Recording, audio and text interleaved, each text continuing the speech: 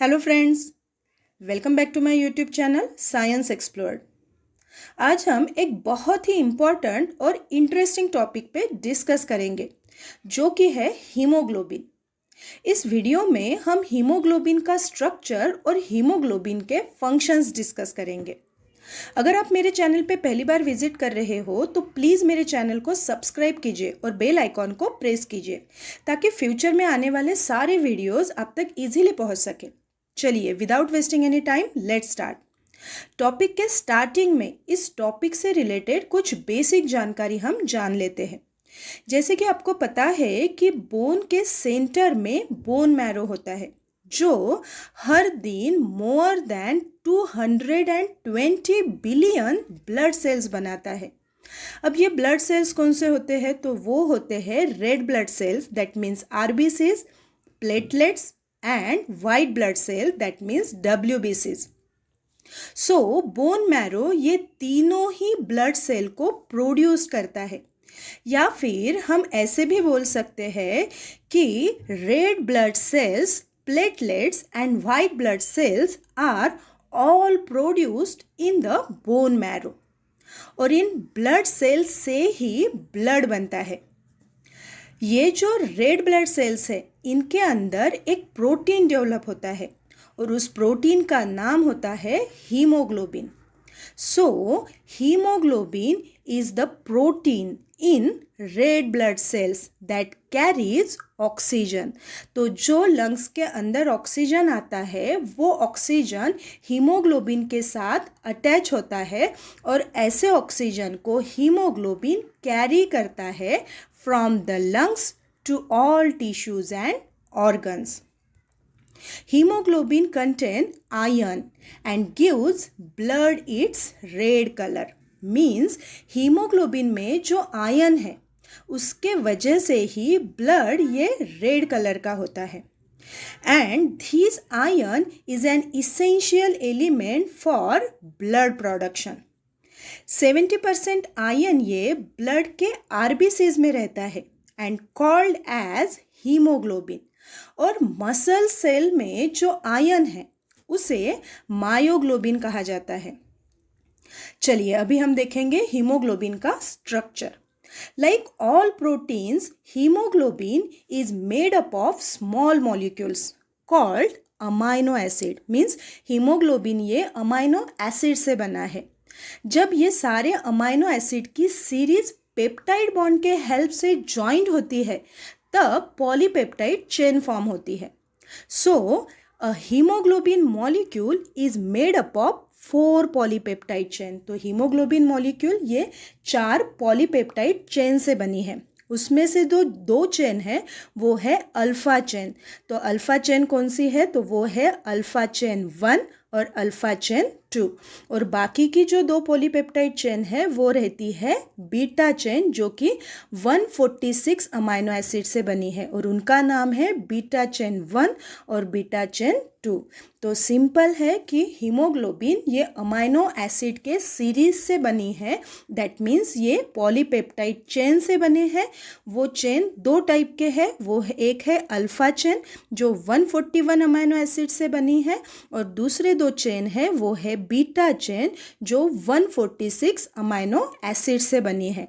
अगर पर्टिकुलर उन चेन का नाम लिखना है एग्जाम में तो आप ऐसे भी लिख सकते हो कि alpha chain 1, alpha chain 2, beta chain 1 और बीटा चेन 2।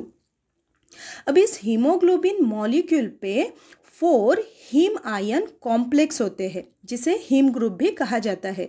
तो यहाँ पे जो येलो पोर्शन दिखाई दे रहा है ये है हीम ग्रुप। तो ये पॉलीपेप्टाइड चेन के अंदर रहते हैं। सो हर एक चेन के पास हीम ग्रुप है और इनके अंदर आयन एटम होते हैं। फिर से देखिए, in each haemoglobin molecule there are 4 haem groups which contain 1 iron atom and these iron atom can bind और रिलीज ऑक्सीजन मॉलिक्यूल। तो ये जो आयन है वो आयन ऑक्सीजन मॉलिक्यूल को कैरी करता है, दैट मीन्स हीमोग्लोबिन ये ऑक्सीजन को कैरी करता है। अभी हम हीमोग्लोबिन के फंक्शंस डिस्कस करेंगे। तो सबसे पहला जो फंक्शन है वो है delivery of oxygen from lungs to the tissues in the body. तो सबसे बड़ा हीमोग्लोबिन का काम क्या होता है, इसके अंदर जो आयन मॉलिक्यूल है उसके साथ ऑक्सीजन बाइंड होता है और ये ऑक्सीजन को कैरी करके ले जाता है। तो इसके वजह से हीमोग्लोबिन का सबसे पहला फंक्शन है कि ये ऑक्सीजन को कैरी करता है from lungs to the tissue. Second function है it also plays a role in the transport of carbon dioxide. जैसे ये ऑक्सीजन को कैरी करता है फ्रॉम लंग्स टू टिश्यू, वैसे ही ये कार्बन डाइऑक्साइड को, जो कि वेस्ट मटेरियल है बॉडी का, तो इस कार्बन डाइऑक्साइड को ये वापस से टिश्यू से लंग्स तक लेके आता है। तो ये इसका सेकेंड फंक्शन हुआ।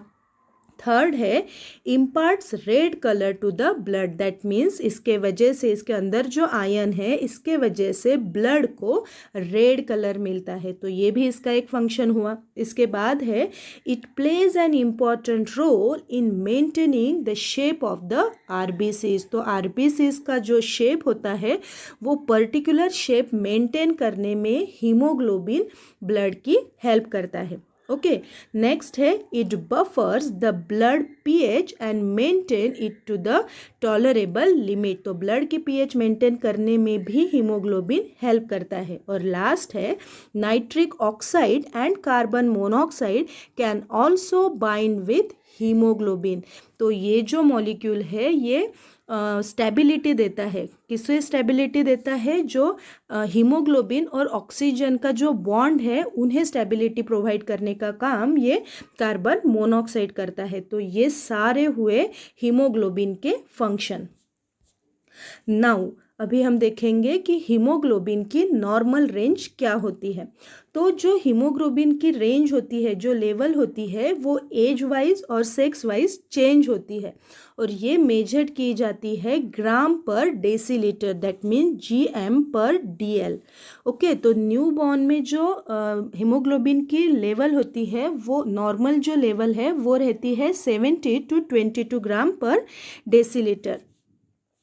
सेकेंड है चिल्ड्रन में, तो चिल्ड्रन में है 11 to 13 ग्राम पर डेसीलीटर और एडल्ट मेल में रहेंगी 30.8 to 17.2 ग्राम पर डेसीलीटर और एडल्ट फीमेल में है 12.1 to 15.1 ग्राम डेसीलीटर।